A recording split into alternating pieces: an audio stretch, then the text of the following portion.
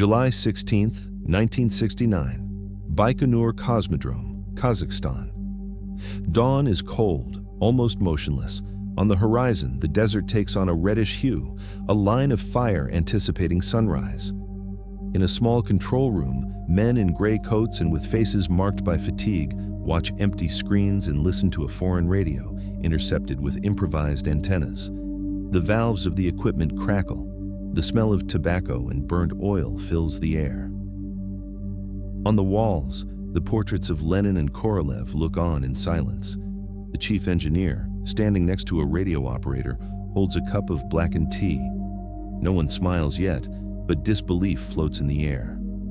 On the other end of the waves, a voice in English announces the start of the countdown. 5 or 4, 3, 2, 1. The American announcer sounds distant, distorted by static. The men of Baikonur trade glances, half irony, half pride. If it lifts off, it disintegrates, one says, exhaling smoke toward the ceiling. And if it doesn't, the world will watch the Yanks swallow their own arrogance, another replies, barely laughing. In Moscow, the day's newspapers carry confident headlines. United States launches experimental rocket toward the moon. Objective, uncertain. The tone is that of someone watching a circus trick. In the halls of the State Committee for Aerospace Technology, bureaucrats speak of a capitalist adventure and a useless waste of resources. In the Politburo offices, however, the laughter does not sound so sincere. The radio signal continues. Ignition sequence start. The men of the N1 program, the Soviet lunar project, draw closer to the speakers. They know what they are talking about. They know the weight of a rocket, the risk of ignition, the violence of the fuel. They have lived it. They have watched their own explode. Suddenly, the announcer's voice rises above the roar of the engines. We have liftoff. We have liftoff. The sound arrives broken, crossing thousands of kilometers and layers of interference, but it is enough to fill the room with silence. No one says a word. For a few seconds, only the hiss of cooling tea and the crackle of the loudspeaker can be heard. On the radio, the narrator describes how the Saturn V rises over Cape Kennedy, how flames enwrap it, how it climbs toward the sky like a new sun. The youngest engineer takes off his headphones. They manage to lift off. The eldest, in a rough voice, answers, "Yes." But lifting off is not arriving. Outside, over the desert, dawn finally imposes itself. Light slips through the window and dyes the tired faces. The Soviets still hear the echoes of the roar, that distant vibration that seems to come not only from the other side of the planet, but from the future. Without knowing it, they have just heard the sound that will seal their defeat. April of 1961. A metallic roar cuts through the morning in Baikonur. The steppe vibrates, clocks, stop, and a trembling voice runs through radios around the world. Poехали! Let's go! In that instant, Yuri Gagarin becomes the first human being to leave Earth. 90 minutes later, he returns to it as a myth. The Soviet Union celebrates the greatest victory of modern history. Gagarin, with his broad smile and immaculate uniform, becomes the face of a nation that has turned ideology into conquest. From the schools of Moscow to the villages of Siberia, children learn that communism has surpassed the limits of the sky. In the years that follow, the Soviet Union piles up triumphs that astonish the planet. In 1963, Valentina Tereshkova becomes the first woman in space. In 1965, Alexei Leonov performs the first spacewalk, floating over the void. A year later, Luna 9 achieves the first soft landing on the lunar surface. The world watches, fascinated. The West, humiliated, recognizes the magnitude of its delay. In Washington, the impact is devastating. Headlines repeat with a funereal tone, "The Soviets have done it again." In NASA's laboratories, spirits sink. Engineers speak in low voices. Members of Congress demand answers.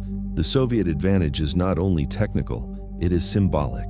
Each launch, each orbit, each photograph is a demonstration of ideological power.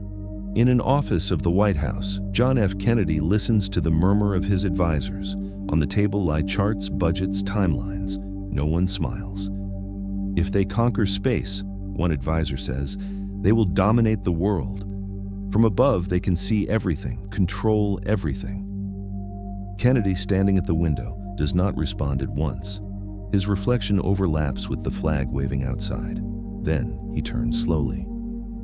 Then we must go further, to the moon. The words fall with the natural weight of a sentence. Just a few weeks later, in a speech before Congress, Kennedy utters the boldest promise in modern history.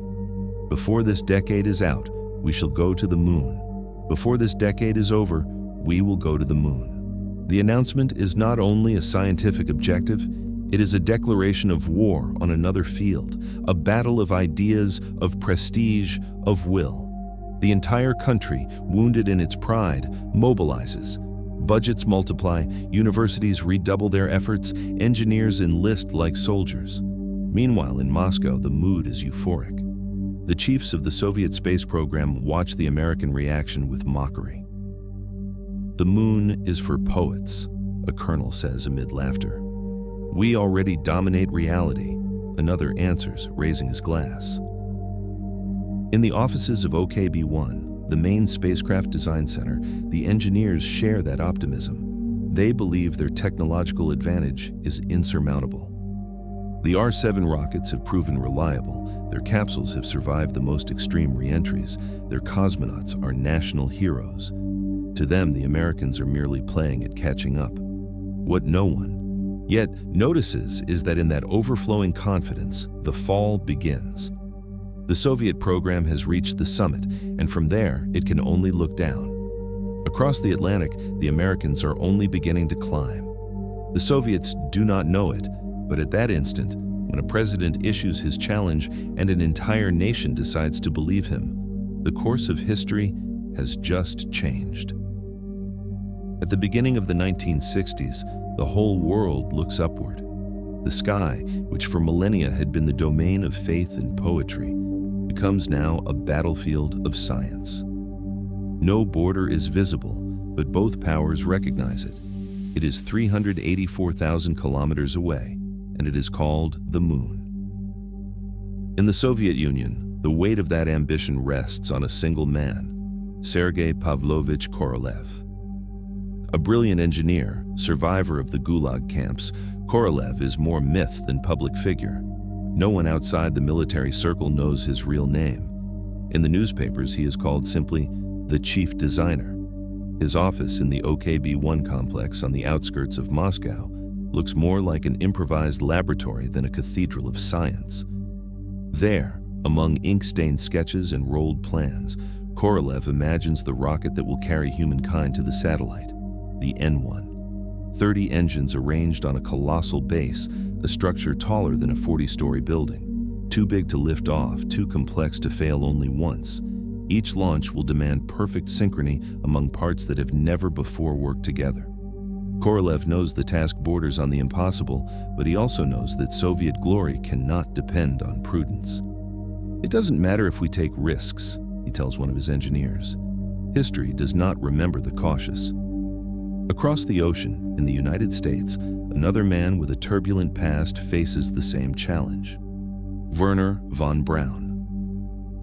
A former German scientist of the V2 program, relocated to America after the war, he carries an uncomfortable past and a brilliant mind. He directs the Marshall Space Flight Center in Huntsville, Alabama, where he designs the Saturn V, the most powerful rocket ever built by human beings. Every screw, every valve, every wire answers to one obsession: reliability. Von Braun does not seek speed nor ostentation, he seeks perfection. Where Korolev improvises under pressure, von Braun structures under method. Two geniuses, two empires, two ways of reaching the impossible. The race is fought in silence under the cloak of the Cold War. Each country watches the other's successes and translates them into fear. Figures are exaggerated, rumors become policy. To Washington, the USSR seems an unbreakable colossus.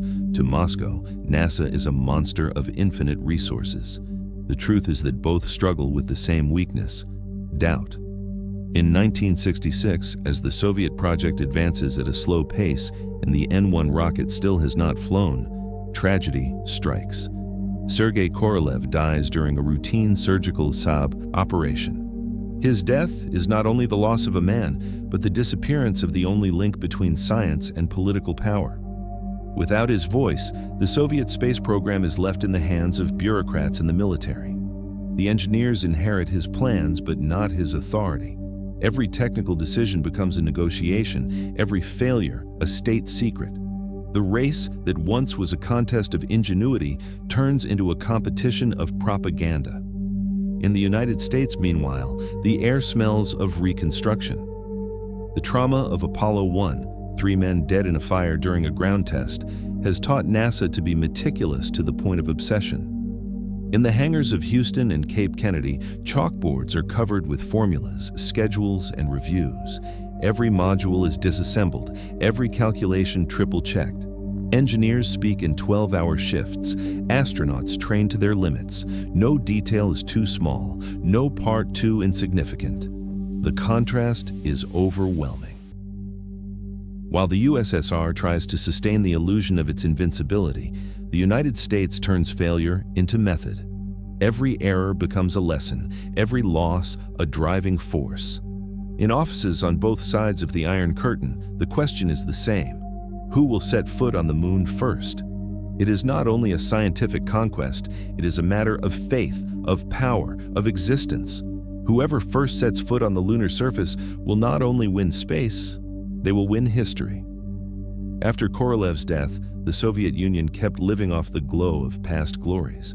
Photos of Gagarin still hung in schools. Newspapers kept repeating the slogan of communism's technological superiority, and the Soviet people believed, because they needed to believe it, that their country still led the conquest of space. In the laboratories and hangars of Baikonur, however, reality was different. The N-1 rocket, the most ambitious project in Soviet history, had failed in every attempt.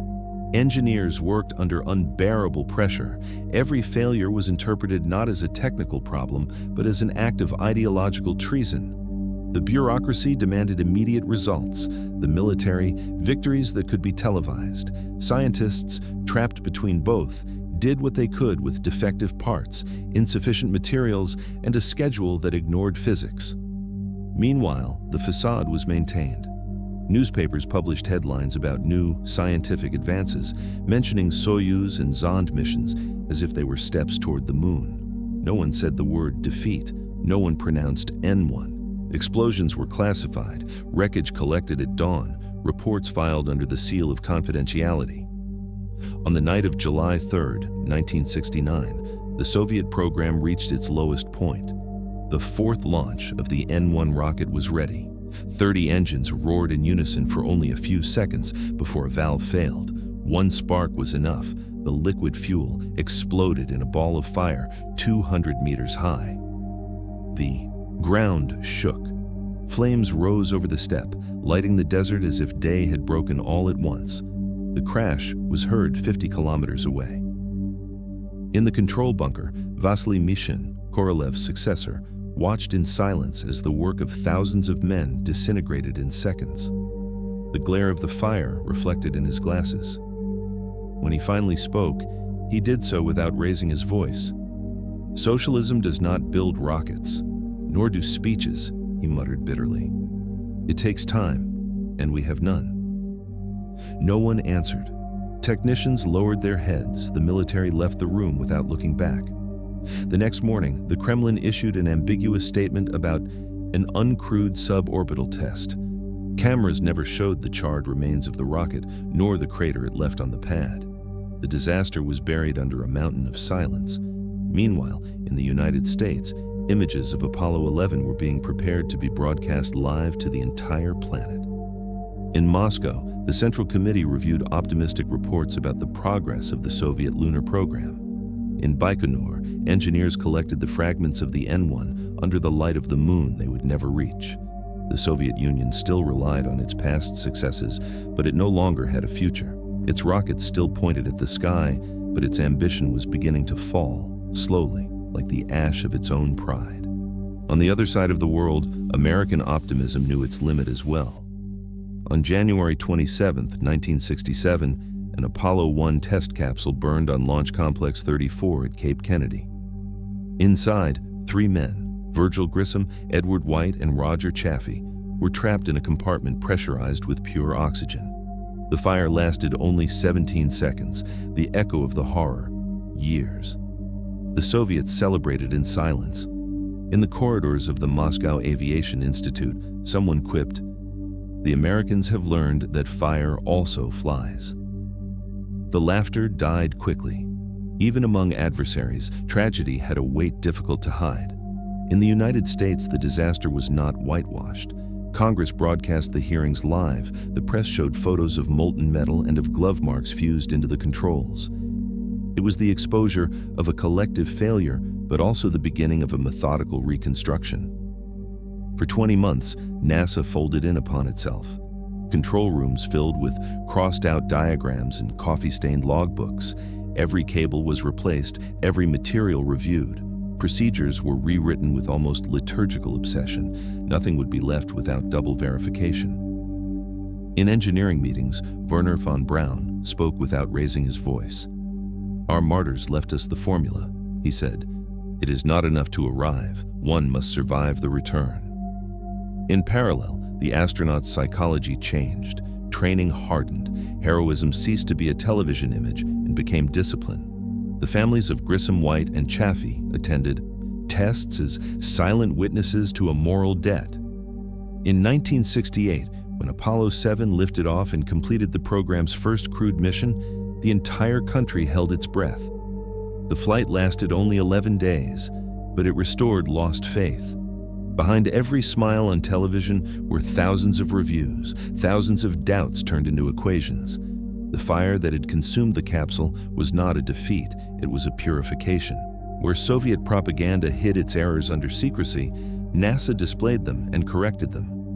In that difference of method, transparency versus fear, the race that would decide the century's future was defined. From then on, at Cape Kennedy, every countdown began with a thought no one said aloud. May the fire serve to ignite this time, not to destroy. In December of 1968, while winter covered half the planet, a black and white rocket rose into the Florida sky. It was the Saturn V again, roaring with the force of 1,000,000 bombs. Its mission, Apollo 8. 3 men, Frank Borman, James Lovell, and William Anders, rode aboard. Their goal wasn't to land, but to do what no one had done, leave Earth orbit and go all the way around the moon. The flight was a calculated risk. There was no margin for error, no precedent. The Soviets, who followed American telemetry closely, believed it was a propaganda maneuver. They just want to impress the world before they fail, a Radio Moscow announcer said. But while official voices dismissed the mission, the engineers of Baikonur listened in silence to reports from Western observatories. They knew what it meant. On December 24th, Apollo 8 passed behind the moon and emerged intact on the other side. For the first time in history, human beings saw the entire Earth from deep space, a blue disk suspended in infinite darkness. At that moment, William Anders took a photograph, a luminous sphere, fragile, wrapped in shadows. The image would receive a name, Earthrise. No bomb, no speech, no treaty had achieved what that photograph did, make humanity see itself for the first time. From their module, the astronauts broadcast a message that crossed borders and hushed flags. "We wish all of you on the good Earth a Merry Christmas, and God bless all of you on the good Earth." In the Kremlin, the image landed like a blow. It was not a military victory, nor even a scientific one. It was something deeper, a moral victory. For the first time, the Soviets understood that the space race was no longer measured in kilometers, but in symbols. In the corridors of Baikonur, technicians followed the mission's data with a mix of respect and resignation. One of them, a veteran of the Sputnik program, murmured softly, "If they can orbit it, they can also step on it." No one answered, but everyone understood. In Moscow, reports reached the Central Committee. The order was immediate. Double efforts, accelerate the N1, send a cosmonaut before year's end. The orders were simple, reality brutal. The N1's engines kept exploding on the ground before liftoff. Resources were exhausted, teams divided, faith cracked. While in the United States, NASA advanced with surgical precision, in the Soviet Union, the nights of Baikonur filled with smoke, promises, and silence. The country that had launched the first man into space could no longer reach it again. The image of Earth, small, beautiful, suspended over the void, circulated around the world. Even in the USSR, where the press avoided mentioning it, scientists obtained it through foreign magazines. Some hung it in their offices. One of them wrote on the lower margin of the photograph, "Space belongs to whoever looks at it with hope." The Cold War had created the space race, but the view from the moon had just begun to humanize it. July 16, 1969. Dawn falls over Florida's coast like an explosion of gold. At 9:32 in the morning, the air vibrates with a force that seems to rip the atmosphere from its place. 100,000 people watch from the marshes and beaches of Cape Kennedy, and millions more do so in front of televisions around the planet. On the horizon, the black and white Saturn V, imposing, awaits the instant that will separate history from everything before. Aboard, 3 men, Neil Armstrong, Buzz Aldrin, and Michael Collins. No one says it aloud, but everyone knows. The margin for error is minimal, and the journey beginning could be their last. From the control towers, the launch director's voice booms through loudspeakers. T-10, 9, 8. The ground shakes. The fuel tanks vibrate like beasts held back. Ignition sequence start. A deep, almost animal roar tears through the air. "We have liftoff! We have liftoff!" The Saturn V rises slowly, pushing against gravity with contained violence. The flame of its engines is so bright that the sky seems to burn. Shock waves reach the spectators' feet, who applaud without fully understanding what they are seeing. In Houston's control center, dozens of technicians follow figures on green screens. No one breathes. At 38 seconds, the rocket pierces the sound barrier. The roar dissolves into the air, and the white monster disappears into the clouds. On board, Armstrong barely speaks. He watches Earth shrink in the window. Collins, the command module pilot, records the instruments. Aldrin murmurs a calculation. They are 3 men trapped in a machine that weighs 3,000 tons and carries inside it the hope of an entire species. 12 minutes after launch, the Saturn V reaches Earth orbit. At that point, the journey ceases to be a spectacle and becomes precision. The command module Columbia separates, docks with the lunar module Eagle, and the whole stack heads toward the moon. A phrase is heard on Houston's radio. Channel. Translunar injection complete. History has just broken its last frontier. On the other side of the planet, the scene repeats in silence. In a small room at the Baikonur Cosmodrome, a group of Soviet engineers secretly listens to the transmission through interference. The improvised antenna on the roof picks up the signal with difficulty, but enough to distinguish the voices. At the back of the room, an older man stubs out his cigarette and murmurs, "No matter how far they go, they will never have what Gagarin had." Another, younger, answers without taking his eyes off the receiver, "Perhaps not. But if they arrive, the world will remember them longer than it remembers us." The comment floats in the air, heavy, irrefutable. In Moscow, official newscasts speak of agricultural advances and of friendship with the countries of the Warsaw Pact. No one mentions the Americans, or the moon, or the Saturn V. But Soviet antennas do not lie.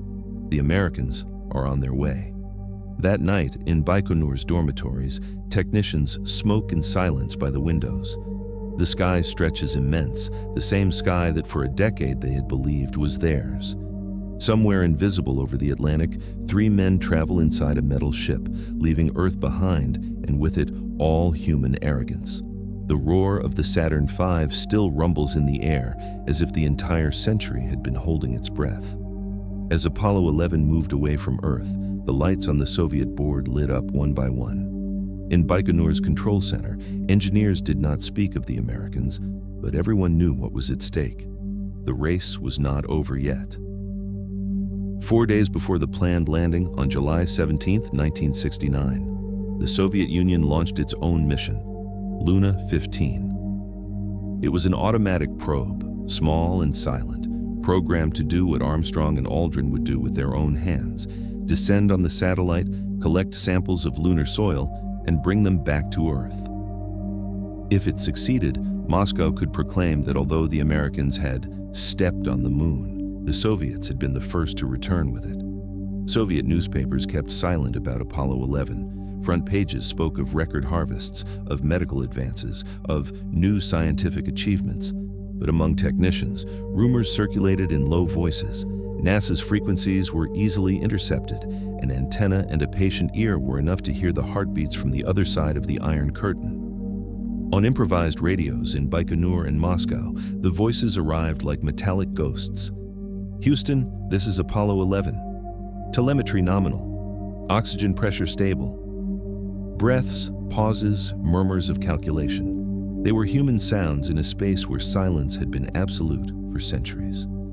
The two missions advanced in parallel, invisible to one another, like two trains running toward the same destination. One crude, full of faith and fear.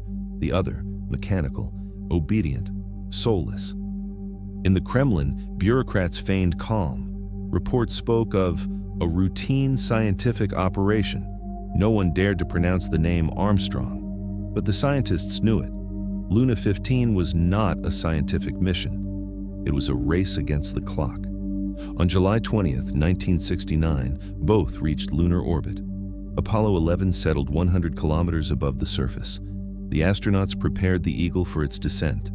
At the same time, Luna 15 circled in silence over Mare Crisium, adjusting its trajectory to descend before them. Soviet controllers watched readings on their monitors, convinced they could still win, at least symbolically. In the early hours of that day, a Soviet program engineer wrote in his notebook, "They will go with their bodies, we with our machines. History will decide which of the two truly belongs to the moon." Hours later, both missions were descending. One crewed, with the human pulse beating among the wires, the other obedient and cold, without a soul to behold what it saw.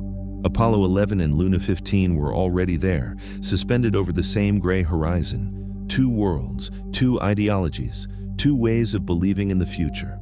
Only one would remain in memory. July 20th, 1969. The lunar module Eagle separates from the command module Columbia and begins its descent. 12 kilometers above the surface, the moon's gray landscape opens like a motionless wound. There is no wind, no horizon, no sound, only suspended dust and nameless craters. From Houston, voices sound tense, clipped. Armstrong monitors the indicators while Buzz Aldrin reads data aloud. Suddenly, an alarm breaks the calm. 1202. Computer overload. No one yet knows what it means. For a few seconds, the entire world seems to stop. In the control room, a young NASA engineer, Steve Bales, shouts the decision, "Continue.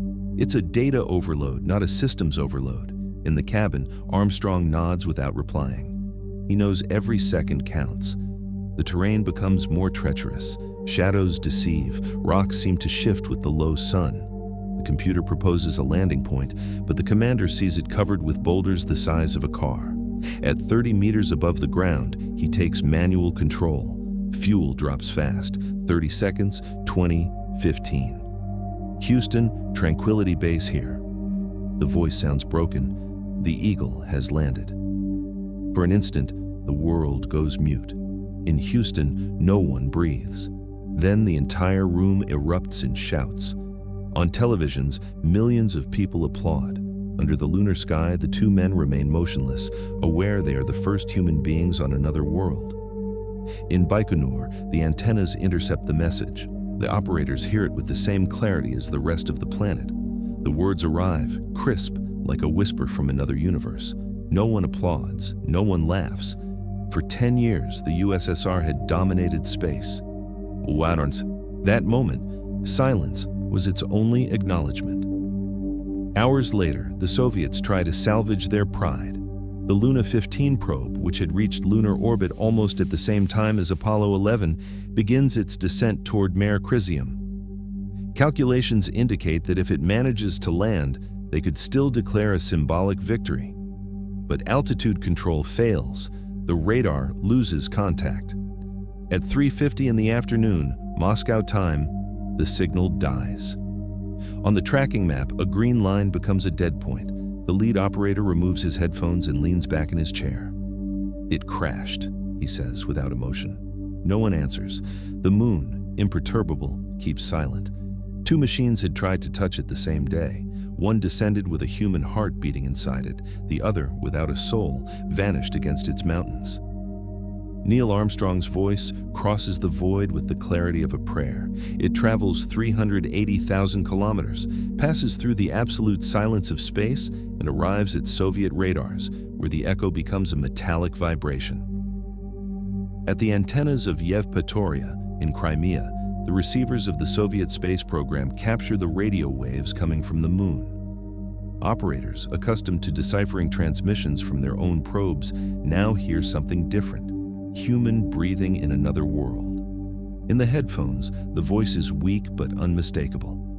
"That's one small step for a man, one giant leap for mankind." The phrase hangs for a few seconds, as if it too needed to adapt to lunar gravity. Then silence. Inside the Soviet control center, no one moves. The sound of that voice seems to fill the air with an impossible mixture of borrowed pride and shared defeat. For years, space had been a field of competition, an arena of propaganda, a mirror in which both empires sought to see themselves larger than the other. But in that instant, everyone listening knows that something has changed. One technician, a young man with a rumpled uniform and eyes sunken from night watches, slowly lowers the headphones and murmurs. That voice? It sounds as if it were speaking for all of us. No one contradicts him. At another console, a veteran engineer notes the transmission coordinates and keeps quiet. He has spent his entire life working so that a Soviet cosmonaut would say those same words. But when he hears them in English, spoken with the serenity of someone making history, he feels no anger, no envy, only awe. In a corner of the bunker, someone stubs out a cigarette and whispers, "Perhaps the moon has no owner." The waves keep coming. Reports, breaths, short phrases between the astronauts. Armstrong describes the texture of the dust. Aldrin places scientific instruments. Collins, in orbit, replies from the command module.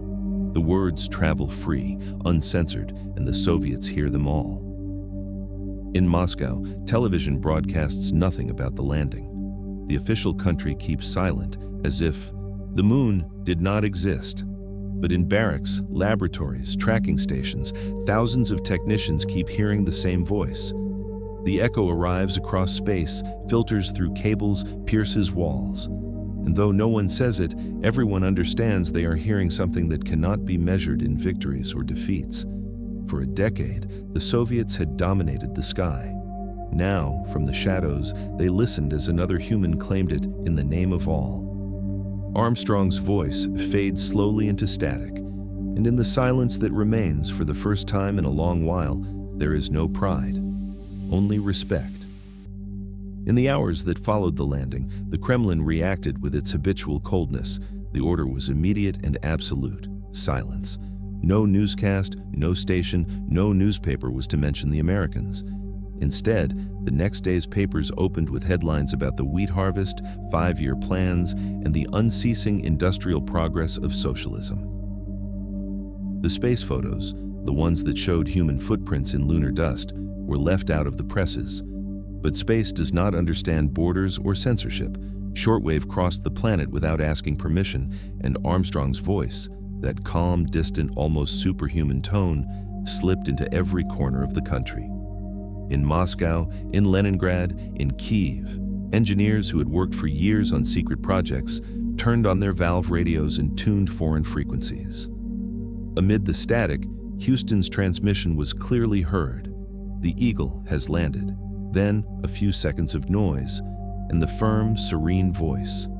One small step for a man, one giant leap for mankind. In a bar on the outskirts of Moscow, a group of Soyuz program technicians listened in silence, hands around glasses of tepid vodka. One of them murmured, "It's a lie. It's them saying it." Another slowly shook his head. "No, it's true. Listen to how he breathes. No recording could sound like that." In the corner, a gray-haired woman, wife of a former Baikonur engineer, looked up at the speaker. "For the first time," she said softly, "space sounds human." No one contradicted her. No one toasted either. There was a strange feeling in the air, a mixture of defeat and borrowed pride, as if the achievement of others somehow belonged to them too. On Moscow streets, young people argued in whispers. Some believed the recording was staged, others that the Soviets would arrive soon as well. But the older ones, those who had lived through Gagarin's rise and the N-1's explosions, knew the race was over. The people who had conquered the sky were now listening, unable to respond to the voice of a man walking on the moon. The next morning, newspapers again spoke of factories and steel, of production and figures. But in homes, in kitchens, in workshops, everyone knew what had happened. The entire world had listened to the same voice, and although the Kremlin tried to erase the sound, it could not.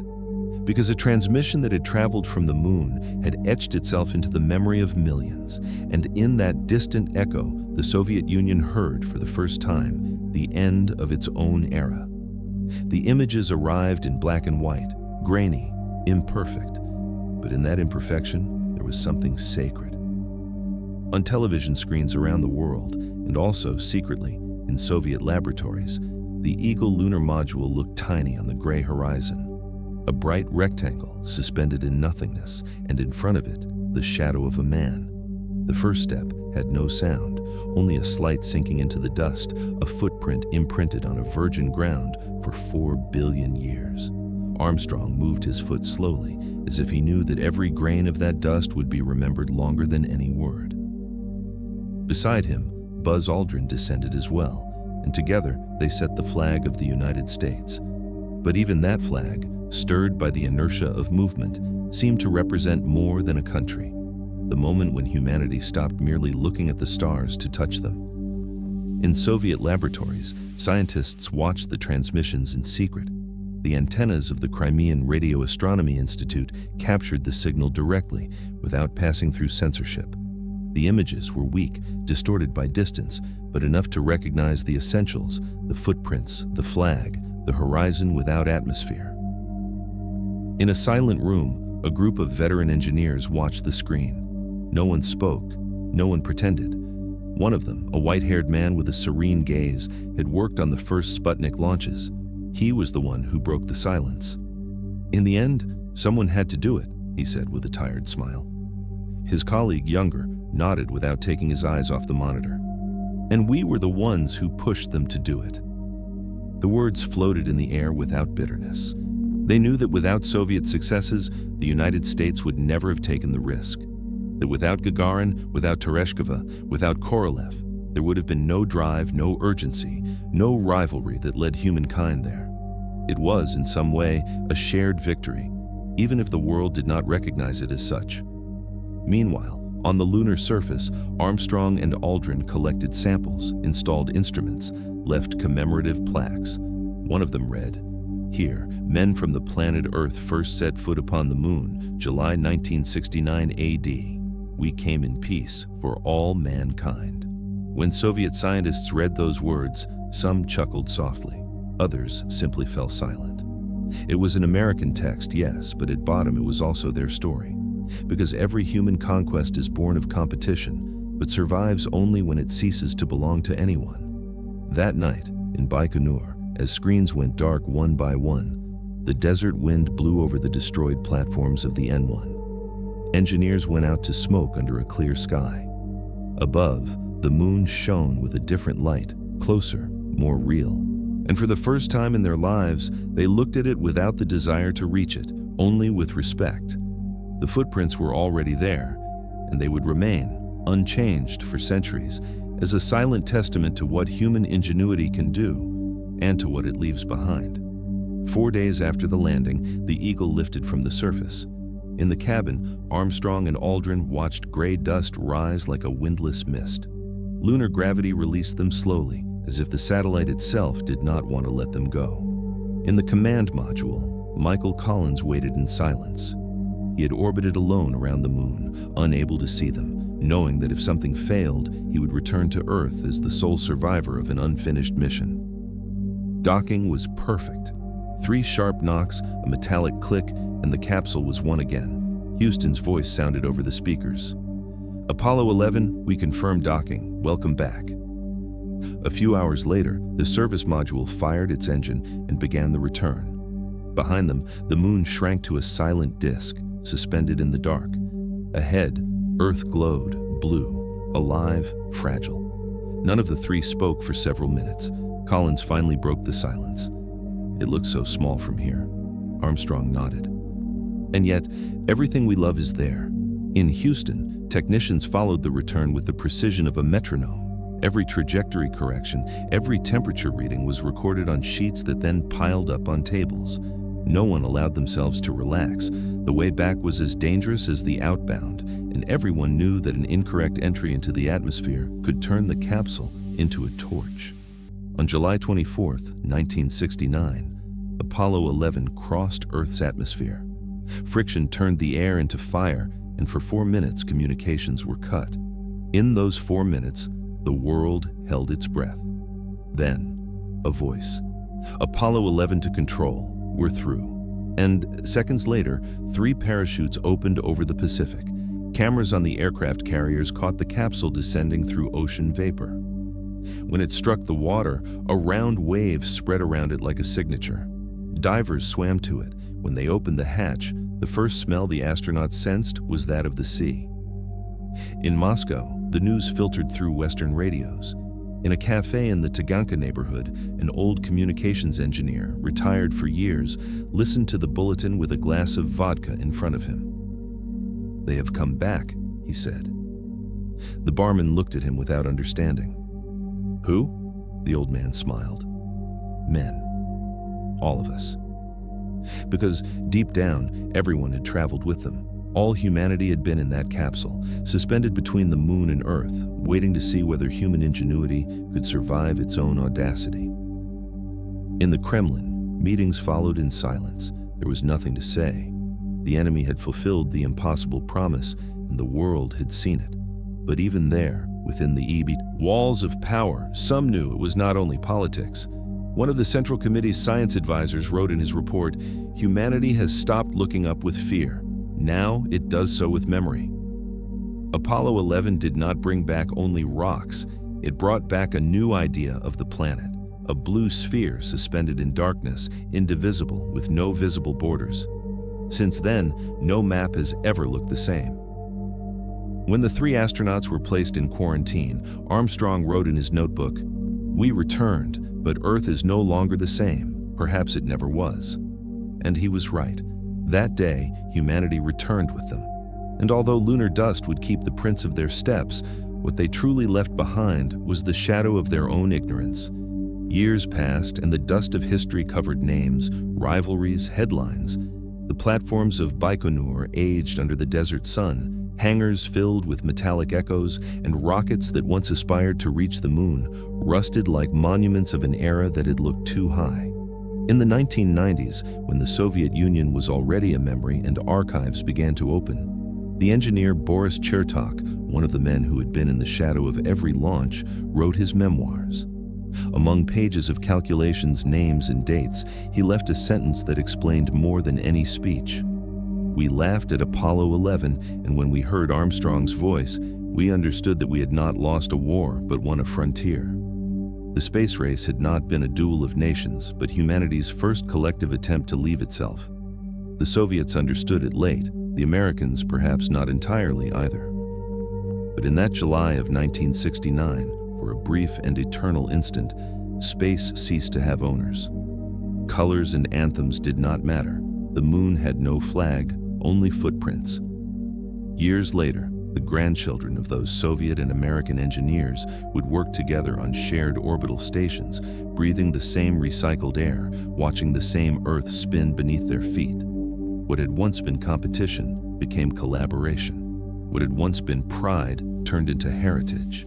In Russian academies, the old scientists who had once hidden the N1's failures now tell the story with a smile. They say that when Armstrong spoke from the moon, something broke inside them, but something also healed. It was the end of the myth of supremacy and the beginning of something greater, the recognition that the sky belongs to no one, only to those who dare to touch it. And so it was recorded. A human voice floating in the darkness, repeating forever in the memory of the waves, a voice that did not speak in English, nor in Russian, nor in the name of a flag. A voice that said, with impossible calm, one small step for a man, one giant leap for mankind. Since then, the sky has never again been a territory of war. It became a mirror, the reflection of the best and the worst of human beings, projected into infinity. Warning and a promise, the sky belonged to no one, only to the echo of those who dared to touch it.